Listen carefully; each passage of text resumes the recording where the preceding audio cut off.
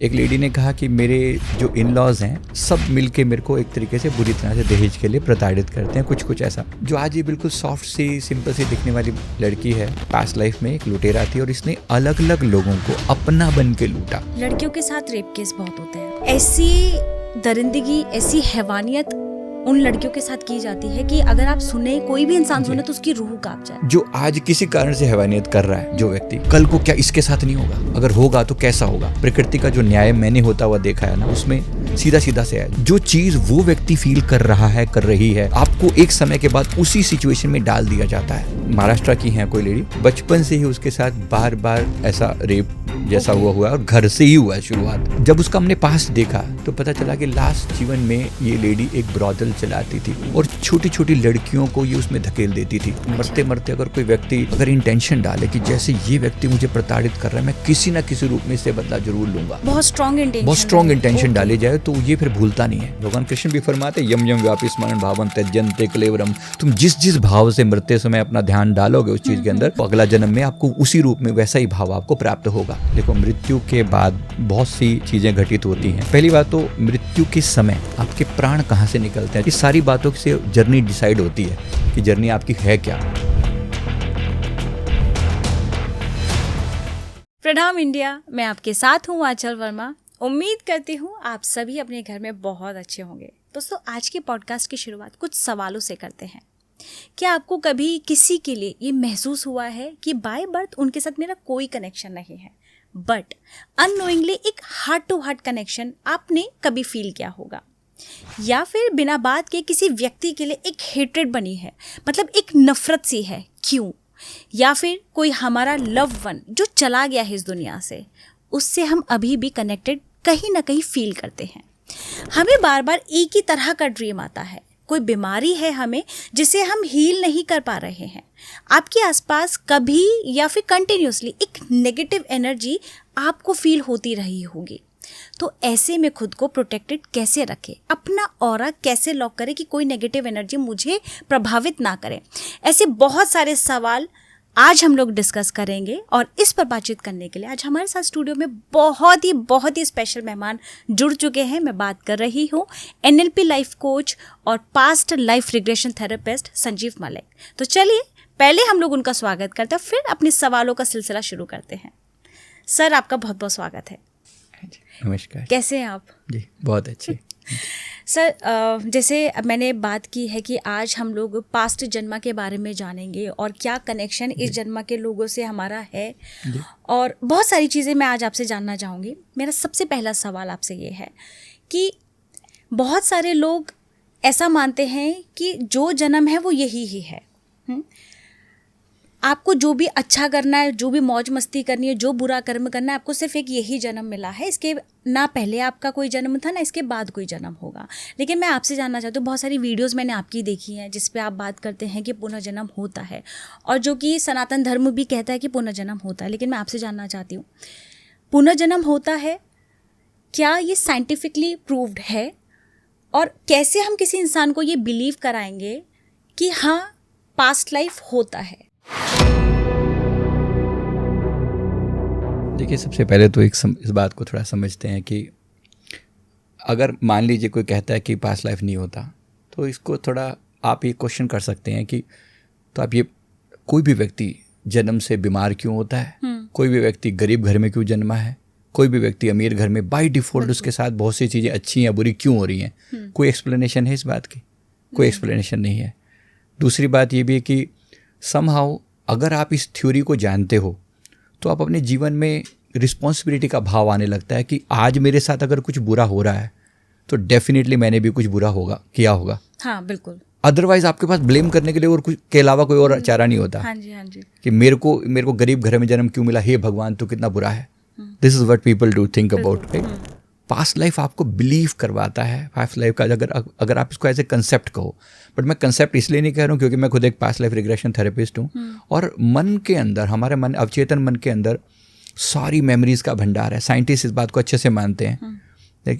आप ही अपने बचपन की कोई बात याद करके देखिए कि जब आप 2, 3, 4 साल की एज में थे तो हमने कुछ बहुत सी चीज़ें हमने की थी, लेकिन ऑल्दो हमें याद नहीं है, लेकिन फिर भी हुई तो थी ना, हमारे माता पिता को याद है। बिल्कुल। सिमिलरली पास्ट भी हुआ ही होगा, कुछ तो हुआ होगा, कुछ तो हमने इस जन्म से पहले भी किया होगा, तो है तो सही। और दूसरी बात, हमारे महान जो ग्रंथ है, श्रीमद् भागवत गीता जैसे महान ग्रंथ, या इवन महाभारत में या रामायण में, सब जगह इस बात का जिक्र आता है कि डेफिनेटली अधिकतर लोगों का पास्ट लाइफ रहा है, कुछ तो उनका पास्ट रहा है जिसके कारण ये हुआ, फिर इस जन्म में ये कर्म किया, उसके बाद ये हुआ, राइट।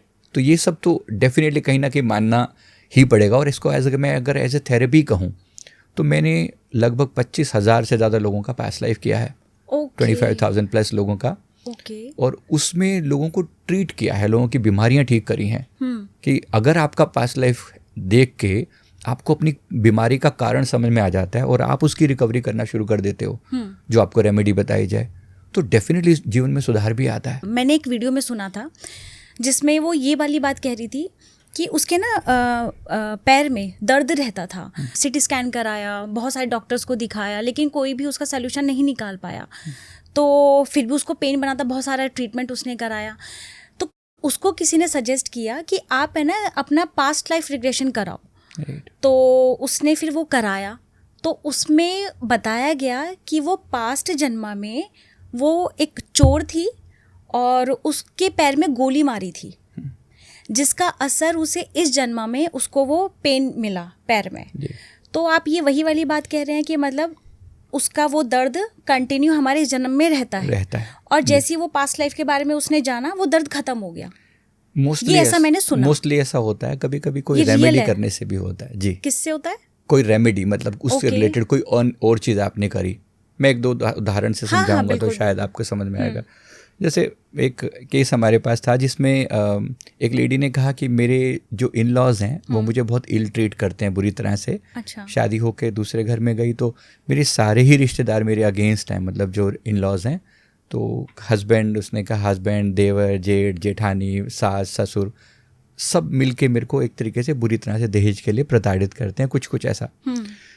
तो लगता भी बुरा है, आप भी सुनोगे तो डेफिनेटली आपकी भी हमदर्दी उस लेडी की तरफ ही होगी कि भाई तुम्हारे साथ बहुत बुरा होता है।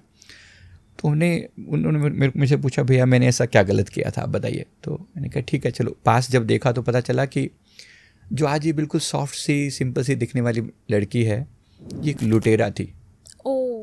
पास्ट लाइफ में एक लुटेरा थी और इसने अलग अलग लोगों को अपना बन के लूटा, अपना बन के। किसी माँ को, किसी बुजुर्ग, कोई लेडी थी, मैं तुम्हारा बेटा हूँ, उसके पास पैसा वैसा था तो मैं तुम्हारा बेटा हूँ, मैं तुम्हारी केयर करूँगा, ऐसा करके। और उसका समय आया जब उसका विश्वास बन गया तो उसको लूट के सारा धन वन दे के चलता बना।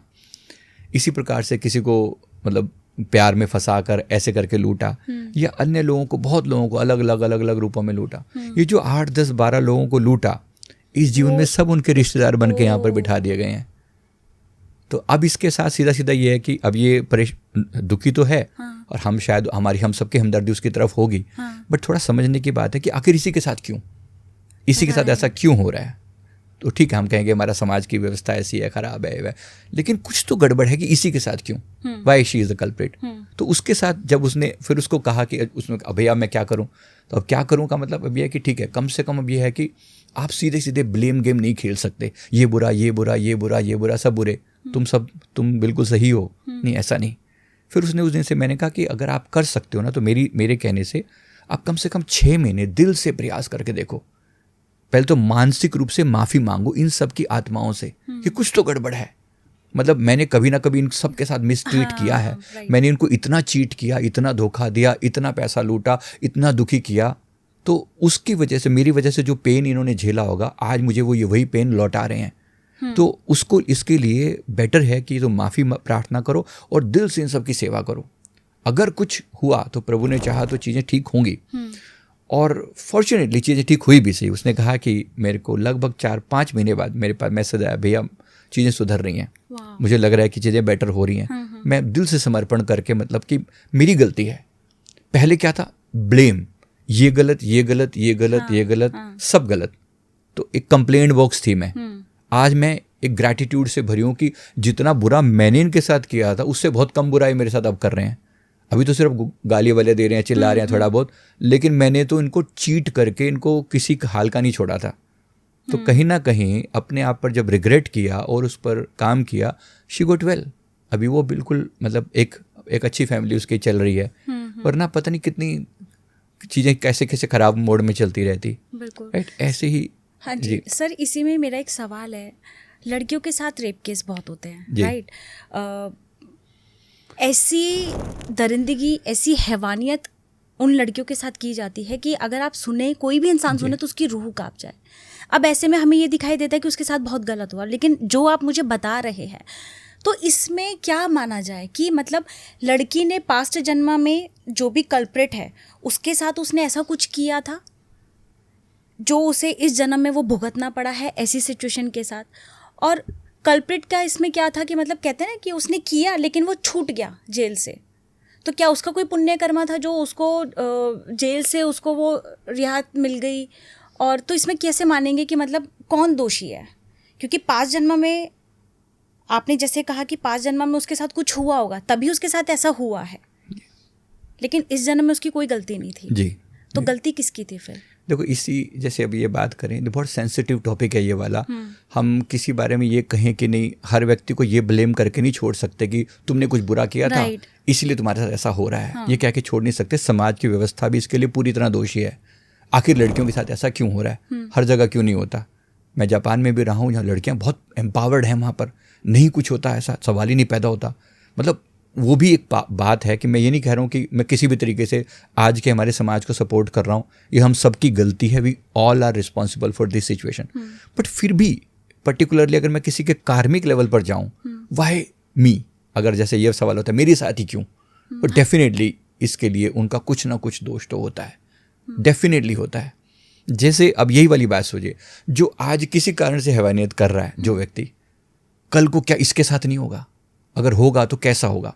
प्रकृति का जो न्याय मैंने होता हुआ देखा है ना, उसमें सीधा सीधा से है। जो सिचुएशन किसी कल्प्रिट की उस समय होती है, जिस समय तुम उसके साथ कोई टॉर्चर कर रहे हो, कोई अत्याचार कर रहे हो, कुछ बुरा कर रहे हो, जो चीज़ वो व्यक्ति फील कर रहा है, कर रही है, आपको एक समय के बाद उसी सिचुएशन में डाल दिया जाता है।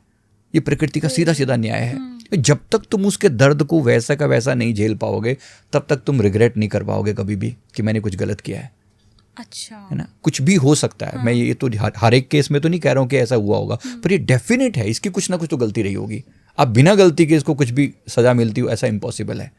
तो यह बहुत बार ऐसा ही देखा है कि जैसे अब किसी ने इस जीवन में कुछ ऐसा गलत किया या रेप किया या रेप होते हुए देखा या रेप करने वाले को सपोर्ट किया, even that is consider as a big big big crime.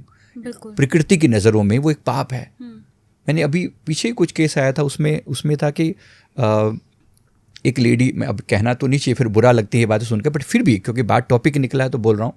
उस लेडी के साथ महाराष्ट्र की हैं कोई लेडी, बचपन से ही उसके साथ बार बार ऐसा रेप जैसा हुआ है और घर से ही हुआ है शुरुआत।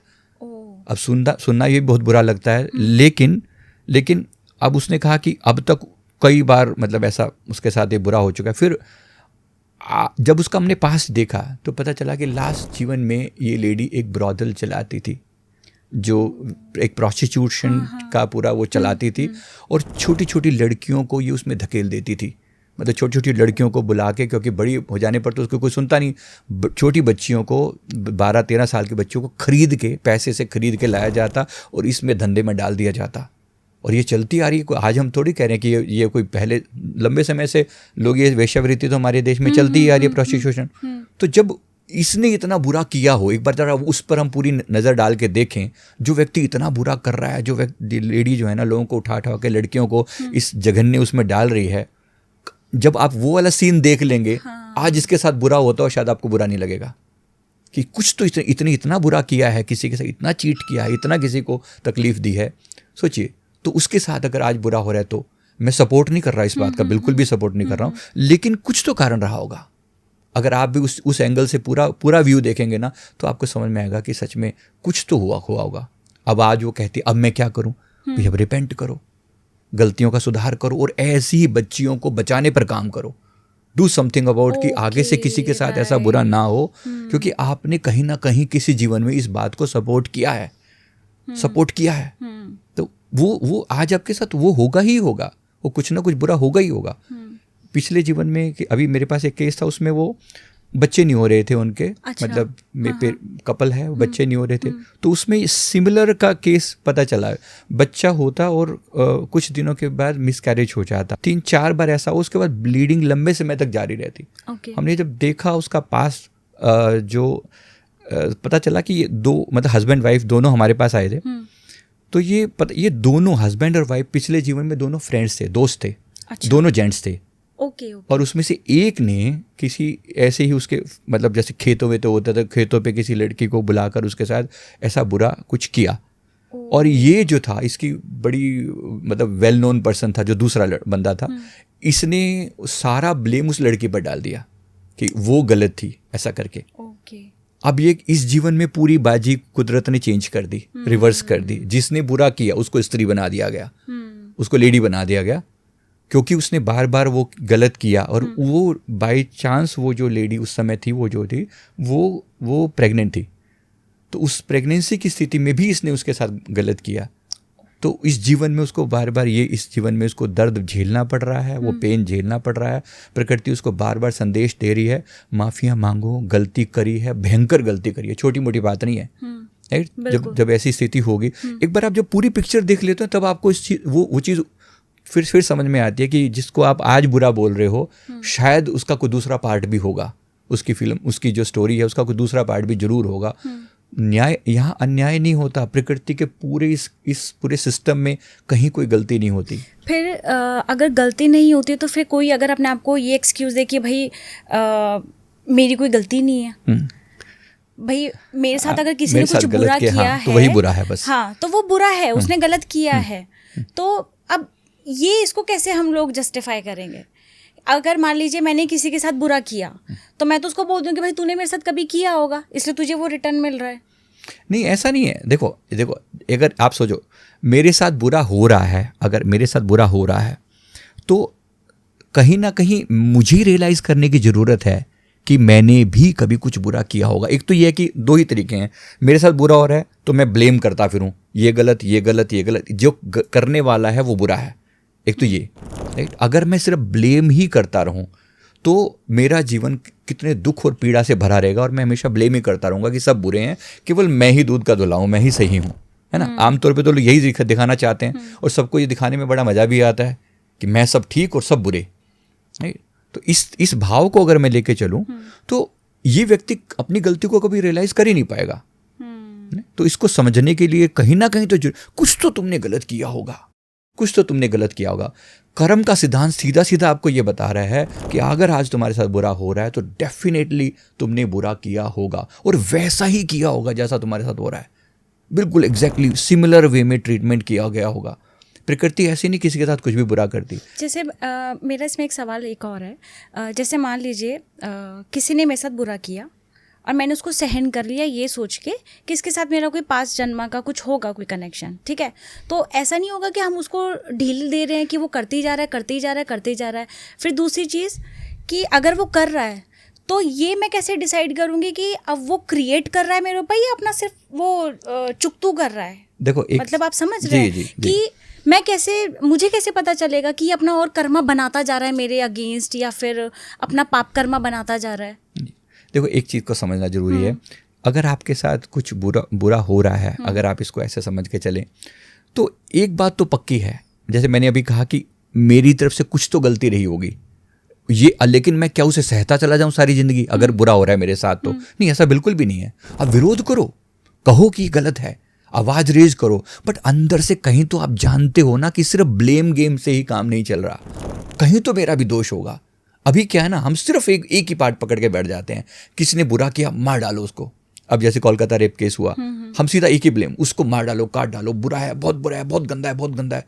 सारी बातें ठीक हैं, लेकिन कहीं ना कहीं कुछ कर्मा तो रहा होगा, किसी का तो रहा होगा। मैं सपोर्ट नहीं कर रहा हूँ किसी का भी, जो लोग कर रहे हैं बुरा, उनकी कॉन्शियसनेस इतनी गलत तो है ना कि वो ऐसा कर पा रहे हैं। हमारा समाज सारा दोषी है, इंक्लूडिंग वी ऑल, हम सब दोषी हैं उस बात के लिए अगर किसी के साथ बुरा हुआ है तो। लेकिन फिर भी कहीं ना कहीं कार्मिक लेवल पर अगर देखा जाए तो वही व्यक्ति क्यों, वही उसी के साथ ही बुरा क्यों हुआ? कुछ तो हुआ होगा, कनेक्शन रहा होगा, कुछ तो रहा होगा। इसको स्वीकार करना कहीं ना कहीं इस बात के लिए, मैं ये नहीं करूँ बढ़ावा दें उस बात को कि ये व्यक्ति बुरा मेरे साथ करता ही चला जाए। आप उसका विरोध जरूर करें, जरूर बताएं कि तुम गलत कर रहे हो, राइट, लेकिन अंदर से जानना भी जरूरी है। विरोध करने के साथ साथ आगे से वो ना करे बुरा, उसके लिए आप उसे करें। इसका मतलब ये नहीं कि ईंट का जवाब पत्थर से देना, मार डालना या कुछ कर डालना। अब लोग ऐसा भी कर देते हैं, लेकिन फिर भी कहीं ना कहीं तो किसी ना किसी लेवल पर तो आपको माफी देना सीखना पड़ेगा। तो फॉरगिव, कहीं तो आप माफ करोगे भी ना। और मांगना भी सीखना भी पड़ेगा, बहुत जरूरी है। मांगना भी सीखना पड़ेगा। इस जन्म में कुछ कनेक्शंस ऐसे होते हैं, बाय ब्लड नहीं होते, और कहते हैं ना कि आप इस जन्म में आप जिससे भी मिल रहे हैं कुछ ना कुछ उसका आपका कनेक्शन रहा होगा, तभी वो इस जन्म में है। कोई भी चीज़ यहाँ पे बेवजह तो नहीं है। तो अब इसे आप चाहे कॉस्मिक कनेक्शन कहें, कोई कार्मिक कनेक्शन कहें, ऐसे कौन से साइंस होते हैं कि मैं ये समझ पाऊँ कि हाँ इसके साथ मेरा कोई पास्ट जन्मा रहा है और बहुत पॉजिटिव रहा है, ये कुछ ना कुछ मेरा रहा होगा, फ्रेंड रहा होगा या कोई मेरे फादर रहे होंगे, जो भी है उनके साथ मेरा बहुत अच्छा रिलेशन है। मैं कैसे पहचानूंगी कि इनके साथ मेरा पिछला जन्म भी बहुत पॉजिटिव रहा होगा? देखो, एक चीज़ इसमें 3-4 टाइप की वैरायटीज़ होती हैं। जैसे एक तो ये कि जिनके साथ आपका पॉजिटिव कर्मा रहा होगा, ये लोग आपके जीवन में आएंगे और आपको खूब सुख देंगे, प्यार देंगे, इज्जत देंगे, आपको जीवन की वैल्यू सिखाएंगे, जीवन मूल्यों पर चलना सिखाएंगे, मोटिवेशन देंगे।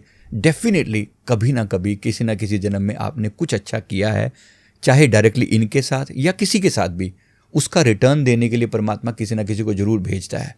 तो बहुत अच्छा ऐसे लोग होंगे जो आपको मोटिवेट करेंगे, आपके लाइफ को वैल्यू देंगे। अच्छा। फिर कुछ ऐसे लोग भी होंगे जो आपको टीचिंग करने के लिए आपके जीवन में आते हैं, सिखाने आते हैं, चाहे वो दुख देकर भी सिखाते हैं, कुछ सुख देकर भी सिखाते हैं। कुछ लोग ऐसे हैं जो टॉर्चर करते हैं, लेकिन वो टॉर्चर भी आपको बहुत कुछ सिखा कर जाता है। अचानक ही आपके जीवन में कुछ भी नहीं होता, कुछ भी नहीं होता। चीटिंग की है, चीटर लोग मिलेंगे, अच्छा किया है, अच्छे लोग मिलेंगे, प्यार दिया है, प्यार मिलेगा, भर भर के मिलेगा। चीटिंग करने वालों के साथ बिल्कुल ऐसा ही होता है ना। अभी पीछे रिसेंट हमारे पास एक केस था, वो लेडी बोलती है, विथ अगेन थोड़ी सा ये सेंसिटिव टॉपिक है मैं जो बोल रहा हूँ, वो कहते हैं कि मेरा हस्बैंड मेरे ही सामने दूसरी लेडी को लेकर आता है घर में, और इस तरह से, मतलब इस very bad, she was crying like anything.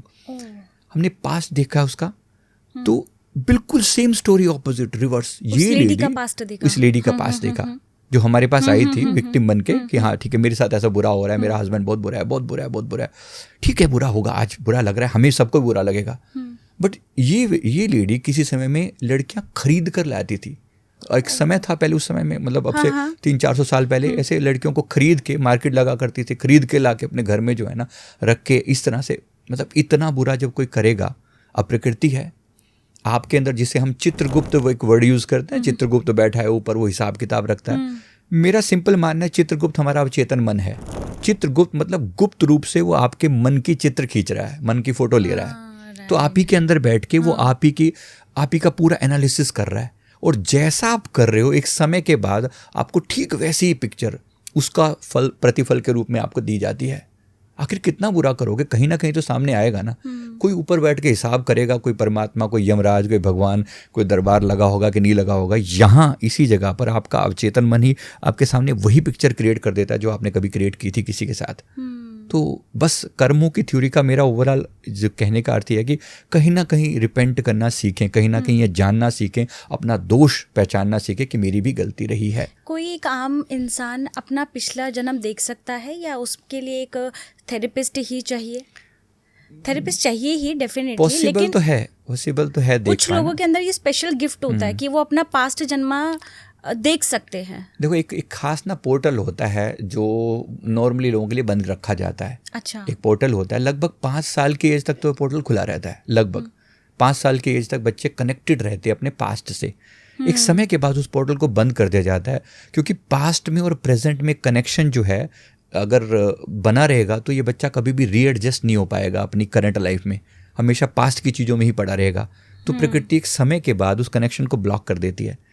तो ऐसा है, तो डेफिनेटली होता तो है कनेक्शन। तो तभी हम लोग ये देखते हैं कि बचपन में बच्चों को, जो छोटे बच्चे होते हैं, वो अगर सो रहे हैं तो कभी कभी अचानक हंसने लगते हैं, कभी कभी अचानक रोने लगते हैं। तो वो इसी वजह से होता है कि अपना पास्ट जन्म में घूम रहे होते हैं। मोस्टली ये ट्रू है, मोस्टली ये ट्रू है। तो कितने टाइम तक इन लोगों को याद रहता है, बच्चों को याद रहता है? यही मैंने जैसे कहा, अप्रोक्स 5 years तक।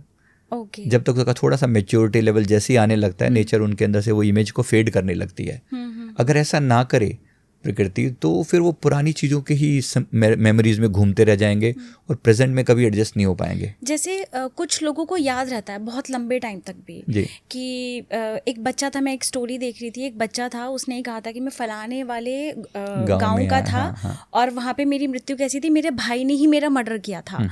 तो ये स्पेशल सोल्स होते हैं जिन्हें अपना पास्ट जन्मा याद रहता है, या फिर इनके कोई ऐसे कर्म होते हैं जो पास्ट जन्मा से इनका कनेक्शन बना के रखते हैं? क्योंकि मैं समझती हूँ भूलना वो ब्लेस्ड है हम लोग, कि अगर हम लोग भूल गए अपना पास्ट जन्मा, राइट, लेकिन जिनको याद है तो कुछ तो ऐसा होगा ना, उनके कर्मा में कोई तो ऐसी दिक्कत होगी कि उनको अपना पास्ट जन्मा याद है। इसमें इंटेंशन डाली जाती है, आपकी इंटेंशन बहुत मैटर करती है। जैसे मरते मरते अगर कोई व्यक्ति अगर इंटेंशन डाले कि जैसे ये व्यक्ति मुझे प्रताड़ित कर रहा है, मैं किसी ना किसी रूप में इससे बदला जरूर लूंगा। अगर ये ऐसा इंटेंशन डाल के कोई व्यक्ति जाए, जो कि बहुत बार होता है, बहुत स्ट्रॉन्ग इंटेंशन डाली जाए, तो ये फिर भूलता नहीं है कि मैं इसको कभी नहीं भूलूंगा। जब तक मैं इसको ऐसे ही नहीं तड़ पाऊंगा तब तक मैं इस बात को भूलूंगा नहीं।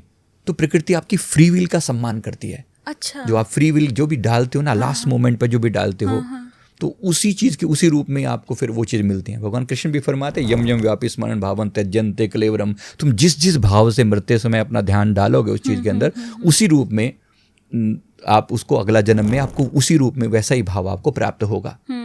तो ये बहुत जरूरी है कि मृत्यु के समय के बारे में थोड़ी अवेयरनेस रहे हमारे। अवेकनिंग का मतलब ही क्या है? I am awaken about my Karma, I am awaken about my present life, ताकि मैं मृत्यु के समय में अगर जागृत रह पाऊँ, अवेकन रह पाऊँ, तो शायद मैं इस जीवन में रिपेंट कर पाऊँ और उन चीज़ों को इस जीवन के कार्मिक इसी जीवन में रिजोल्व करके मुक्ति की तरफ जाऊँ ना, सैल्वेशन की तरफ जाऊँ, मोक्ष की तरफ जाऊँ। मैं क्यों बार बार आना चाहूँगा? वाई एक ही जेल खाने में बार बार भेजा जा रहा है। हमारे शास्त्र तो यही कह रहे हैं कि ये जेल खाना है, इसमें बार बार हमें भेजा जा रहा है, कोई मजे लेने की जगह तो नहीं है ये, राइट? तो उसको अगर उस वे में देखा जाए तो डेफिनेटली कोई व्यक्ति जेल खाने में क्यों आना चाहेगा? कभी भी नहीं। बट वो क्योंकि वो उसने गलतियां करी हैं, उसे फोर्सफुली भेजा जाता है। हाँ, क्योंकि जो उसने किया है गलती, उसको भुगतना तो उसको पड़ेगा ही। हम लोग सभी जानते हैं कि जिसने जन्म लिया उसकी मृत्यु निश्चित है। तो जन्म से मृत्यु तक का सफ़र हम लोग तय करते हैं, हमारी एक अलग जर्नी है। अब मैं आपसे मृत्यु के बाद की जर्नी के बारे में पूछना चाहती हूँ कि जब आत्मा शरीर छोड़ती है, जब आत्मा अपनी, देखो, मृत्यु के बाद बहुत सी चीज़ें घटित होती हैं। पहली बात तो मृत्यु के समय मतलब एग्जैक्टली आपके प्राण कहाँ से निकलते हैं, जो मैंने अभी आपको थोड़ा सा रेफरेंस दिया ना, ये सारी बातों से जर्नी डिसाइड होती है कि जर्नी आपकी है क्या। जन्म लेती है, कहते हैं 13वीं की जाती है। तो ये कॉन्सेप्ट मैं समझना चाहूँगी, क्या सच में 13 दिन का कॉन्सेप्ट होता है? और क्या वो मृत्यु के बाद आत्मा की क्या जर्नी रहती है, कहाँ जाती है, और फिर कब उसका अगला जन्म होता है? गरुड़ पुराण के हिसाब से मैं रेफरेंस दे रहा हूँ। देखो, मृत्यु के बाद बहुत सी चीज़ें घटित होती हैं। पहली बात तो मृत्यु के समय मतलब एग्जैक्टली आपके प्राण कहाँ से निकलते हैं, जो मैंने अभी आपको थोड़ा सा रेफरेंस दिया ना, ये सारी बातों से जर्नी डिसाइड होती है कि जर्नी आपकी है क्या। एक व्यक्ति ने पूरा जीवन सिर्फ खाने पीने में, मौज मस्ती करने में जीवन बिताया, बस अपने आप को मज़े ले लो जैसे मर्जी करके, लोगों से जैसे मर्जी जो मज़े लेने हैं लो, दुखी करो सुखी करो, लोगों को कुछ मर्जी करो, चीट करो, लेकिन खुद मज़े लेके जाओ यहाँ से। ऐसे लोग नीचे के चक्रों पर जीते हैं। अगर मैं चक्रों की भाषा में बात करूँ ना, तो नीचे मूलाधार चक्र, स्वादिष्ठान चक्र, मणिपुर चक्र, ऐसे हमारे 7 चक्रों की यात्रा होती है। मूलाधार चक्र पशु जैसा चक्र है, बिल्कुल एकदम, मतलब शरीर से जुड़ा हुआ चक्र। तो वो जो बहुत लो लेवल पर जीते हैं, सिर्फ खान पान से उनका या शरीर के ऊपर ही पूरा ध्यान रहता है, लोग पशु जैसा जीवन जीते हैं, तो मूलाधार चक्र से बाहर निकलते हैं। अच्छा, राइट। तो उनकी जो यात्रा होगी बिल्कुल डिफरेंट होगी, बिल्कुल अधोगति की तरफ जाएंगे। मोस्टली ये लोग जानवर की योनि में जाते हैं, ऐसा हमारे शास्त्रों के हिसाब से। उनका अगला जन्म होगा वो इस तरह मोस्टली। अच्छा, इस बात की पूरी संभावना होती है। अब ये थोड़ा कहना किसी को और लग सकता है, लेकिन मृत्यु के समय जो है, जो प्राण जो है नीचे के केंद्रों से निकलते हैं। अच्छा, राइट। तो वो ऑब्वियस पता भी लग जाता है मृत्यु के बाद, इतना समझ में आ जाता है कि इसकी डेथ कहाँ से हुई है। जब लोग नहलाते हैं तो पता लग जाता है कि मतलब नीचे के चक्रों से गए हैं। तो रूट चक्र से या सैक्रल चक्र से निकलते हैं, तो उसी हिसाब से तो वो पता लग जाता है। अच्छा, मतलब आत्मा पूरे शरीर में कई स्पॉट से निकलती है। ये जो 7 केंद्र है ना, इन 7 में से ही कहीं ना कहीं से निकलेगी। आखिर बॉडी से जब अलग होगी तो कुछ तो होगा ना, कहीं सी पॉइंट से तो जाएगी ना। कई कहते हैं कि आपके पैरों के अंगूठे से बाहर जाती है, कोई कहता है कि आपके यहाँ से निकल जाती नहीं, है। सबके साथ ऐसा नहीं है। मैं वही तो बता रहा हूँ, वो जर्नी कैसी होती है डिपेंड करता है कि आपने आपका जीवन भर का अटेंशन किस पॉइंट पर रहा है। कोई व्यक्ति सिर्फ खाने पीने में सीमित रहा तो खाने पीने तो रूट चक्र से सैक्रल चक्र से जाएगा वो। किसी का जीवन केवल सेक्सुअल थॉट्स और इन सब चीज़ों में निकल मजे लेने में, इन सब चीज़ों में, तो सैक्रल चक्र से जाएगा। और कहाँ जाएगा सोचिए ना, सीधी सी बात है ना। सारा जीवन खाना पीना और केवल भोग, यही अगर यही करेगा तो वहीं से जाएगा। मृत्यु के समय एकदम से थोड़ी भगवान याद आ जाएंगे और कल्याण हो जाएगा, नहीं, बिल्कुल भी नहीं, बिल्कुल भी नहीं। तो इसी तरीके से मणिपुर चक्र है, जो मान सम्मान में जिया जो व्यक्ति, मेरा क्या होगा, मेरी इज्जत, मेरा पैसा, मेरा मान सम्मान, वो मणिपुर चक्र से जाएगा, नाभि से बाहर निकलेगा उसके प्राण। अच्छा। ऐसे ही जो इमोशंस में जाएगा, मेरे बच्चे, मेरी वाइफ, मेरा हस्बैंड, मेरे अपने, इनको छोड़ के मैं जा रहा हूँ, तो हृदय से जाएगा, तो हार्ट अटैक जैसी स्थिति आएगी ऐसा। और ऊपर से जाएगा, किसी कोई जो थोड़ा ज्ञान में होगा, थोड़ा समझदार होगा, थोड़ा अवेकंड होगा, उसका मुंह खुला रह जाएगा, वो यहाँ से जाएगा। ओके। राइट, तो उसका मुंह खुला रह जाएगा। वो थोड़ा, इसका मतलब है कि वो इन सब चीज़ों से ऊपर उठ के आ गया, अब यहाँ तक आ गई यात्रा। फिर इससे भी कुछ ऊपर होते हैं जो व्यक्ति थोड़ा, जिसने मेडिटेशन किया, जिसने थोड़ी समझ बढ़ाई, अपनी ज्ञान में जिया, थोड़ा वैराग्य भी आया, अब संसार से थोड़ा डिटैच भी हुआ, तो वो आंखों के जरिए जाएगा, उसकी आंखें खुली रह जाएंगी। तो या फिर माथे से उसके प्राण निकले। मतलब ये सारा एरिया ये सारा आता है आपके आज्ञा चक्र के दायरे में। फिर कोई विरला, मतलब करोड़ों में से कोई एक ऐसा होगा जिसके प्राण यहाँ से निकलते हैं, क्राउन चक्र से। तो मृत्यु के समय वो खोपड़ी चटक जाती है और वहाँ से प्राण निकलते हैं। ये होते करोड़ों में से कोई एक बात कर रहा हूँ, जो बहुत ज्ञानी और जिसने बस इस दुनिया में, इस जन्म में उसने पुण्य कर्म किए, तो वो जो होगा वो यहाँ से जाएगा, और यहाँ से जो जाएगा कभी लौट के नहीं आएगा वो। अच्छा, मतलब एक तरह से उसे कहते हैं मुक्ति मिल गई। हाँ, जर्नी इज ओवर। ये व्यक्ति कभी लौटेगा नहीं। तो ये बेस है। अब जो नीचे के चक्रों से गया, वो मोस्टली या तो वो भटकेगा अगर उसकी डिजायर्स अधूरी पेंडिंग है। फॉर एग्जाम्पल, कोई व्यक्ति जीवन भर शराब पिया, क्या लगता है कि अगले वो उसके जीवन की शराब की डिजायर की उसकी खत्म हो जाएगी? मोस्टली नहीं होती। ऐसे ही नॉनवेज खाने की डिजायर है, कोई पड़ा है डेथ बेड पे, वहाँ पे भी उसको कहीं से स्मेल आ रही है, या उसकी कोई शराब के बारे में कोई बात कर रहा है, तो लोग अभी भी सारा दिन यही तो करते रहते हैं, दिमाग उनका वहीं रहता है। जब वहीं रहता है तो मृत्यु के समय कहीं और थोड़ी जाएगा, कोई भगवान थोड़ी याद आ जाएंगे। तो जहाँ जीवन भर जिस लेवल पर जिया है, मृत्यु भी उसी चक्र से होगी।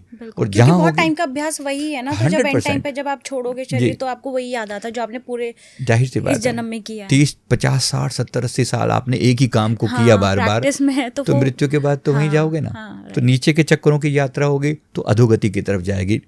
ऐसा मतलब जो मैंने देखा है, रूट और सैक्रल वाले तो डेफिनेटली पशु योनि में जाते हैं, या पशु जैसे इंसान बनेंगे। अगर इंसान भी बनेंगे ना, बिल्कुल लोएस्ट लेवल पर बनेंगे।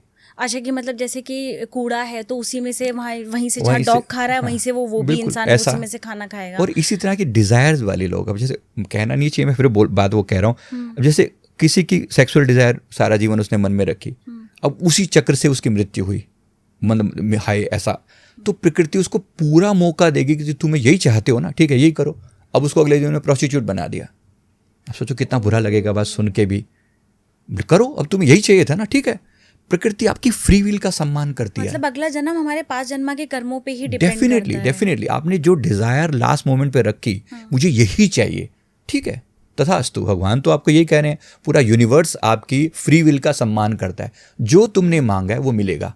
अब कोई पैसा पैसा पैसा पैसा पैसा करते हो मेरा, पूरे चांसेस है कि वो सांप बन के पैदा हो, पूरे सांप बन के। अच्छा। तो सांप का आपने सुना तो होगा, कम से कम कि खजाने जहां भी होगा सांप, हजारों की संख्या में सांप होते हैं वहां पर जहाँ खजाना होता है। अब वो सांप बैठे हुए हैं फन फैलाकर खजाने की रखवाली करने। पैसा चाहिए था ना, ले पैसा ही पैसा है तेरे पास, लेकिन वो शरीर नहीं है जो उत्तम शरीर इंसान के रूप में मिला था, वो शरीर दोबारा नहीं मिलेगा। राइट। ये तो केवल अपने ग्रंथों में लिखा हुआ है, मैं अपनी भाषा नहीं बोल रहा हूँ कुछ भी। तो जो अंतकाल जो लक्ष्मी सिमरे ऐसी चिंता में, जो मरे सर्प योनि बल बल अवतरे, ऐसा संतों की वाणी में, गुरु नानक साहब जी की वाणी में लिखा है कि वो बार बार सांप बन के पैदा होगा अगर कोई व्यक्ति ऐसा ही हरकतें कर रहा है सारा जीवन। तो ये इस जर्नी को समझना जरूरी है। इसलिए किसी भी व्यक्ति को जीवन में अवेकन होकर जीने का प्रयास करना चाहिए कि मृत्यु के समय मेरा ध्यान हरी गरी चीज़ों में ना जाए। तभी तो हम जीवन भर नाम जाप की प्रैक्टिस करते हैं। कोई ये थोड़ी इसको किस्मत पे छोड़ देते हैं, अंत में होगा तो देखा जाएगा, भगवान याद आ जाएंगे अपने आप ही। भगवान अपने आप याद नहीं आएंगे भाई। तो आपको जीवन भर उसकी प्रैक्टिस करनी है। उसके बाद फिर बाकी की यात्रा देखी जाए, अब जिसने भी मेडिटेशन किया, जिसने अपने इमोशंस को थोड़ा कंट्रोल किया, ऊपर उठा, तो ऊपर की यात्रा होगी। अब जो यहाँ से ऊपर जाएगा मतलब वो ज्ञानी बनकर आएगा अगले जीवन में और समझदार होगा, उसकी यात्रा वहाँ से आगे शुरू होगी। अगली बार कभी ऐसे आपने देखोगे बहुत से लोग बचपन से उनका ध्यान भक्ति की तरफ, ज्ञान की तरफ। हाँ, मैं पूछने भी वाली थी आपसे कि बहुत सारे लोग ऐसे होते हैं जो आध्यात्मिक गुरु हैं, जिनका मतलब मन तन सब धर्म के प्रति, सब ईश्वर के प्रति समर्पित रहता है। तो ऐसे लोगों ने क्या ऐसे कर्म किए होते हैं कि उन्हें इस जन्म में ये सब चीज़ें बचपन से मिली होती है और उनका ध्यान ही उस तरफ होता है। अभी क्लियर हुआ जी। डेफिनेटली जिसने जो जिस भाव में किया है सारा जीवन, जैसे अब कोई हमने कितने लोगों को देखते हैं सिद्ध योगी होते हैं, बैठे हुए हैं, जप किए जा रहे हैं, हो सकता है इनका पूरा अभ्यास ना हुआ हो, किसी कारण से उनकी यात्रा कंप्लीट ना हो, तो फिर एक आध जन्म लेंगे, उस जीवन में वो वैरागी रहेंगे या थोड़ी बहुत गुरु के रूप में आएंगे, कुछ जो लोगों को सिखाएंगे और फिर अपना काम करके निकल जाएंगे। तो जो भी है अपनी यात्रा कंप्लीट करने के लिए आ रहे हैं, पूरी एक स्टडी है जैसे समझो। तो धीरे धीरे वो ज्ञान बढ़ता जा रहा है, जो जितने लेवल पर आ रहा है, उस जिस लेवल से जा रहा है उसी लेवल पर वो लौट के आ रहा है। राइट, बार बार पुनरपि जननम पुनरपि मरणम, बार बार ये जन्म मरण का चक्कर, इससे निकलने का प्रयास करना चाहिए कहीं ना कहीं हम सबको। बिल्कुल।